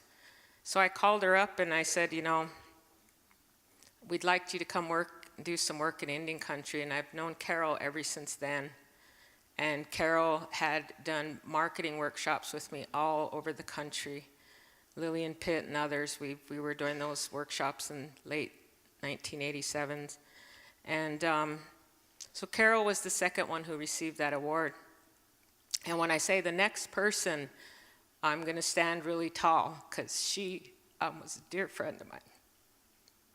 And we honor her and we love her, and we will forever have her in our hearts, because she's also one of the founders of First Peoples Fund. And at the Stepping Stone Theater, she was there with us, and her name is Eloise Cabal. And it was for her contributions across Indian country, and to those grandmothers and those aunties and uncles who just knew something wasn't right. Something wasn't right in their communities. And Eloise single-handedly stood up. And I followed her for years, because she would call me and tell me these stories about, can't believe what's happening now. And so I followed her life, and her son is about my age, and I remember, and speaking of the Eveready Battery, I think what was it, the Bunny Battery guy? That reference, Charlie, took me back to Stepping Stone, because Eloise called me the little bunny with the drum, and how I move around all the time, and how Jennifer recruited me to First Peoples Fund. So we have a special award tonight, and this award crosses boundaries. It crosses nations. It crosses waters from here all the way to Hawaii. And it goes to, we're in a theater this evening, and this award goes to this amazing person that's life, her work in the field began in the theater. And she built a theater, and you'll learn more about this person. But we're giving it across cultures, because there's a whole army of us out there in this mainstream arts world that every day we just want a seat at the table. Every day we have to stand up for our rights as small communities of color to have a voice. And so we travel far and wide. So I want to invite all of my friends up here, and their organizations will come up on the screen, and we won't introduce them because their names are so long, and our board doesn't allow me to use acronyms because I confuse them at every cohort meeting with my board. So I'm going to turn this over to my friend Carlton and Clyde, and we've been down this path for about 12 years, right? All of us. So my brother Clyde and Carlton. So those of you who know Lori well know she could be pretty persuasive, right? And when she called me about this, and she's called me about a few things, she always asks me, never fails, and why don't you do a poem? And I'm like, Lori, I'm not a poet. I'm not going to do a poem, Why do you think that? Just because I'm from New York and I'm kind of cool that all of a sudden I could do a poem? So I wrote a poem. A haiku in honor of our honoree. Beautiful spirit, urgently seeking justice, regardless of who.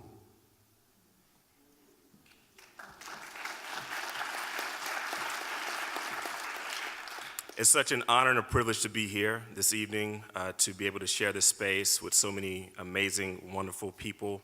The honorees, thank you for your generosity that you've given to the community. Just really privileged to be here in this space and just honor Roberta Uno for her work and her contribution to the field, her contribution to individual artists across the country. I would say she's single-handedly responsible for this family that has been put together, that represents many cultures and many communities across the country, that has been, she has created a space for us at the table. She didn't just open the door and, tell us to try to come in. She took the door off the hinges and made sure that we had a space to go into. And so we thank you for your generosity. We thank you for your wisdom, for your vision, and for your love. And I am a poet, but when I talked to, Lori was like, well, you need to talk to Clyde. Y'all need to be the ones to say something. I'm like, well, why are we the ones to say something? But anyway, I did write a haiku as well because Clyde kind of put the haiku challenge out there. So this haiku is for Roberta. Numero uno. Irreplaceable queen force, Roberta Uno. We ask you to please come up to the stage.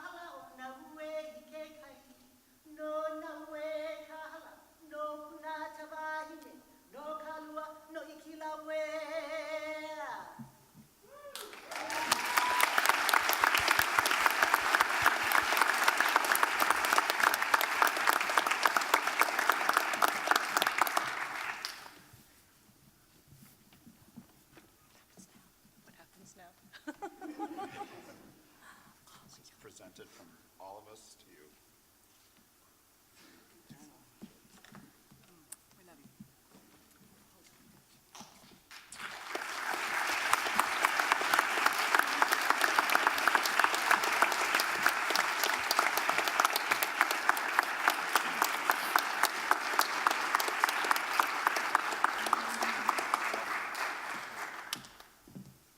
Aloha kako mai ka la hiki a ka la kau. Aloha kako mai ke ki'ena o New York a ka pai aina o Hawaii o Malie. O Roberta Uno ko'i noa.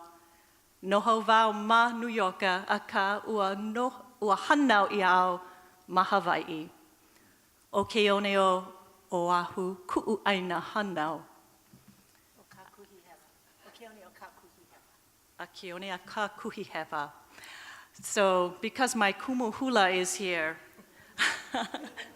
in respect to her, I introduced myself, gave my greetings from the heights of New York, where I live, to the calm of Hawaii, and also said, although I live in New York, the beloved sands of Oahu are my birthplace, and I bring those greetings. I am so moved. I am, really, I'm like, oh my God, I have to say something now. And Lori said, you have to say something. So I really, really am so honored to be here with all of you, with these honorees. This is so special for me. I think, and especially thinking about Lori and all the incredible work First Peoples Fund has done. I work at the Ford Foundation, and every day I pass through the doorways under these beautiful banners that talk about dignity and fairness and justice, democracy, equality, and freedom. And I really believe that that's embodied in the work that these folks on this stage do, and that we do in the arts. I mean, we talk about social change all the time, but I think we in the arts live that change. That's the change we bring and are every day. So for me, it's a tremendous, tremendous privilege. And I just want to say something about Lori. Lori, for some reason, just intersects my life at different points in time. You know, many of you or some of you know that I ran a theater for 27 years, but few of you know that I'm also a hula dancer.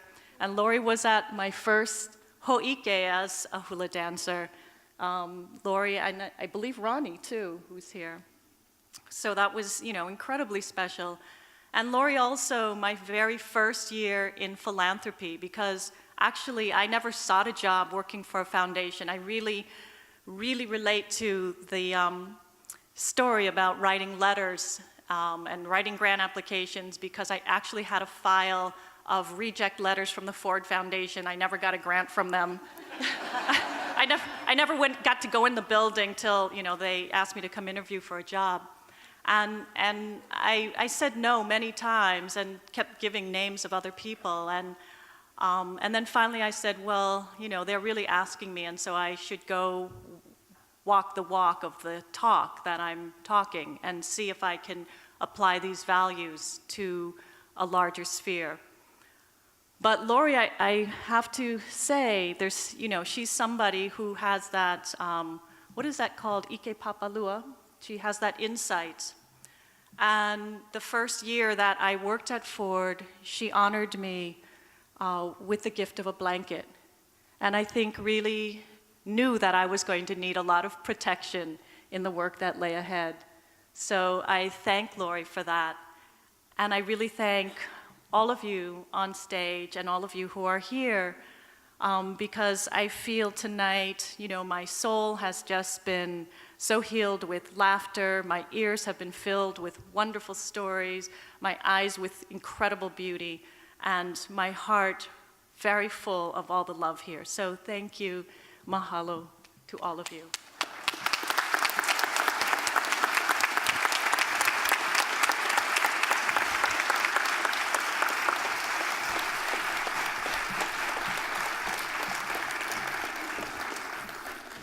Thank you, Roberta, and thank you for that beautiful ole from Hawaii, Vicky. These beautiful awards that were made specifically for them. And you heard about Lori Poirier's ability to persuade and turn people into poets and build these networks and create these star systems. This is a star system from Blackfeet. So Jackie Parsons and Daryl Norman and other artists there are in that Blackfeet Nation constellation. And you saw this different constellation where she's weaving other support for this work. And so she does that very beautifully. We're going to have one performance from across the country, the Gitxaałin, People of the Salmon Dancers. Gikmilgum, we're going to dance again for you. We have come a long ways, and we're very proud to show you our culture in this wonderful setting and this honoring evening. I want to introduce, as you probably saw in my video, the next generation is very important to me, and the one after. And I want to introduce my son, who is going to talk about the two dances that we're going to do now. And he's the future leader of this dance group. Kibam lacha diwayu, tsimsianu, simachlachat la diwal wad ku lach kibum get land deep aero. Blugelt oix it nusum de will goidix it qua shagian. Adat oix and de will thorisum the naguadu. Blugel adjik sagodu da shagian. My name is Wolf of the Sky. My English name is David Robert Boxley. I come from Metlakatla, Alaska, belong to the Wolf clan of the Tsimshian Nation. Thank you for coming here tonight. Thank you for honoring my father. I couldn't be more proud to be his son. This first song here is called The Raven Song. It was written by Christine Smith from Vancouver, BC. Honors the Raven clan. We acknowledge her for allowing us to use her song every time that we sing it.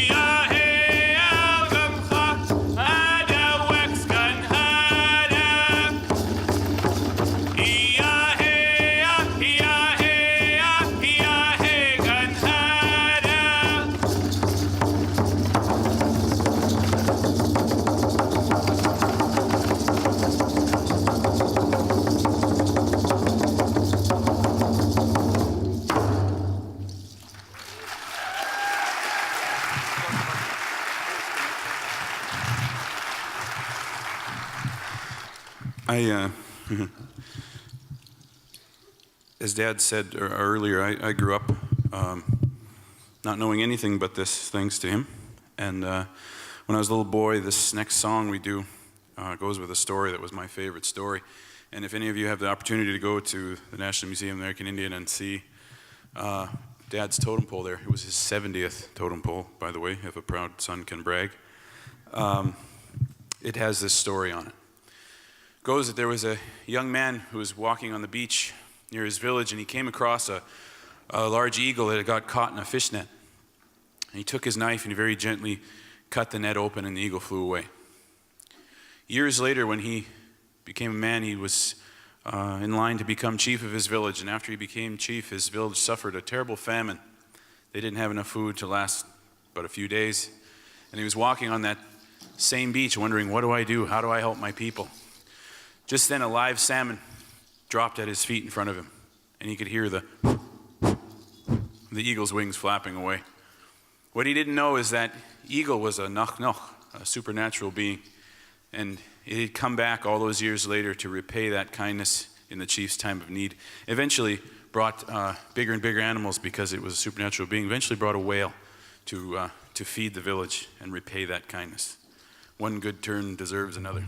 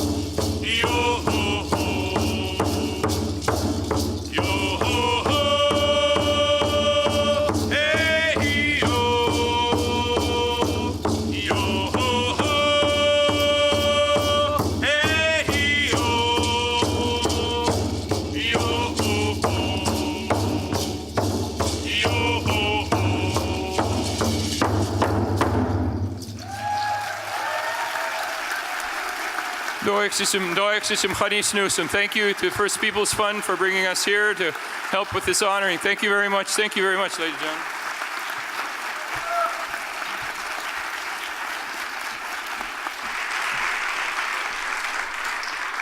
Thank you, everyone, for joining us this evening. Plamaya. First, I want to just thank all of our contributors. I want to thank the Coles Center, Kelly Lindquist and the Art Space folks, our board of directors, and our honorary host committee, and all of those that are up here behind me for their contributions for bringing us here to the Twin Cities. We're truly, truly, truly grateful. And following the presentation of the awards, we invite you all out to the lobby, and we have some dessert, and we hope that you will stay a few minutes to meet all of our wonderful new family First Peoples Fund's Community Spirit Award honorees. I think I want to just share 3 words, and it's kind of like subliminal advertising. So if you see that every time the green thing comes up, it says knowing, honoring, and sharing. And we're grateful to know and have met all of these artists who saw at a very young age their responsibility to community and to honoring their ancestors, to bring forward the ancestral knowledge, to passing it on to the younger generations. And we're also thankful for all of them for teaching and sharing that throughout the community, outside of their communities, and across the country. How does honoring these artists who give so much collective spirit work? Collectively, while they're individually self-effacing and don't want individual recognition, their community nominates them. Their community created the vessel for their honoring. When we traveled to 6 communities across the country, the artists were very humble and very nervous about us coming to their community. And we're extremely grateful to their communities for extending a hand of generosity out to First Peoples Fund, because they didn't know us. They didn't know who we were. They knew that this very special person had received a recognition from some national organization.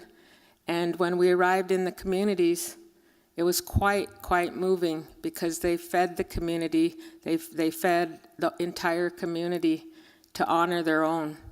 And for First Peoples Fund, it's really about the artists who are bringing spirit back to community.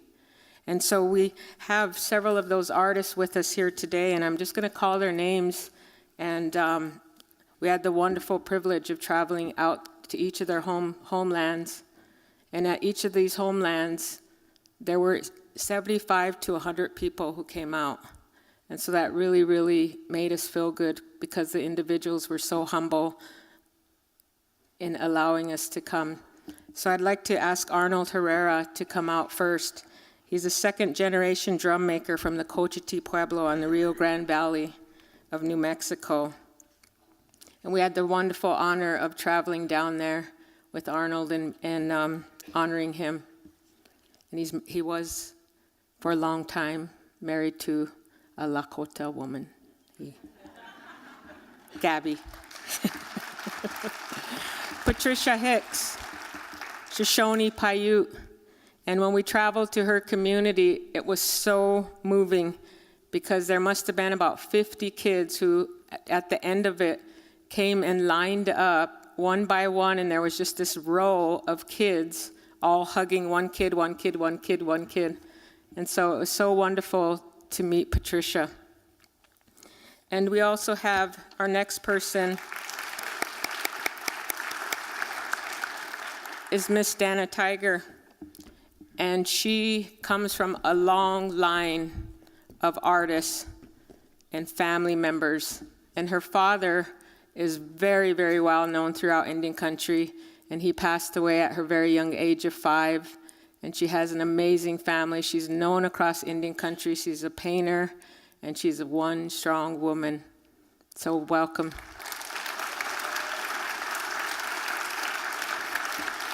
Lucille, the true Cherokee woman and basket weaver from Cherokee Nation, who probably said maybe 2 or 3 words. And the Cherokee Preservation Foundation, the tribe, the Cherokee, the oldest cooperative in this country, Qualla Mutual, honored and invited us out into their community to gift her. So thank you for coming so far.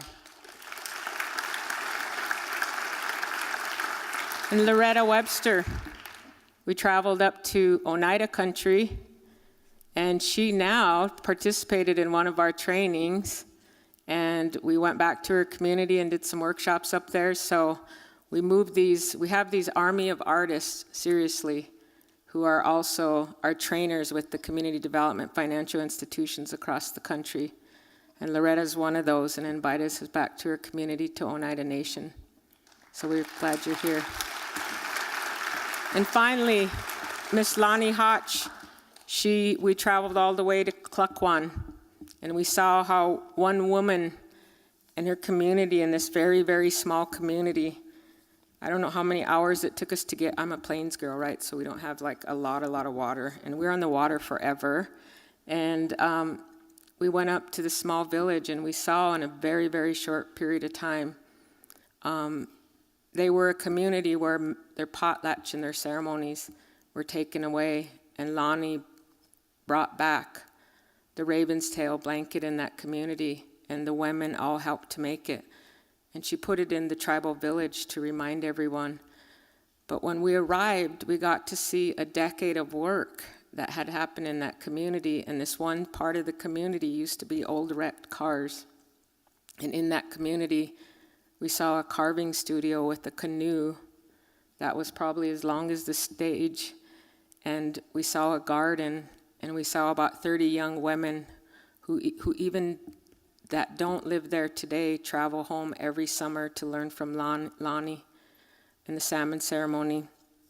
And we saw a house that was built to honor the clan members, and every carved wood in that house had a story behind somebody that contributed to it. And she couldn't be with us here today, so I'm going to be Lonnie for the evening and take her award. And David's going to make the transition. Thank you, Lori. So we have the 2011 recipients here who've traveled to join us in broadening our constellation and our family to the 2012 group, and I'll call them up to receive their tailored award from individuals down the line. The first, Anishinaabe Changemaker, Liz Jacola.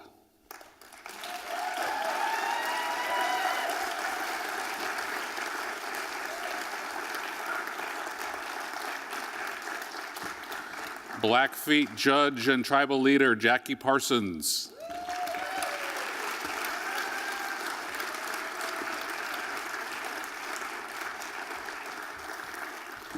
The most practical Ojibwe sculptor I know, Dewey Goodwin.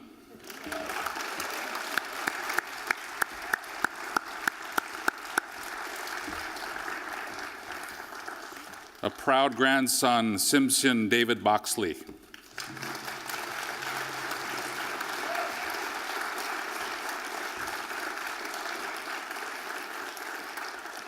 One very rude healer, Charlie Hill.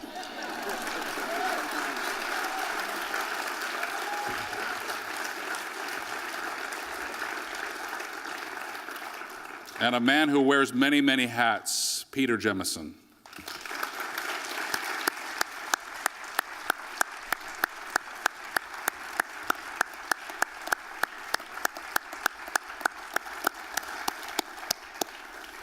We are going to have a dance for these wonderful people, the heart and soul of First Peoples Fund, by our people of the Salmon, our Get Home dancers.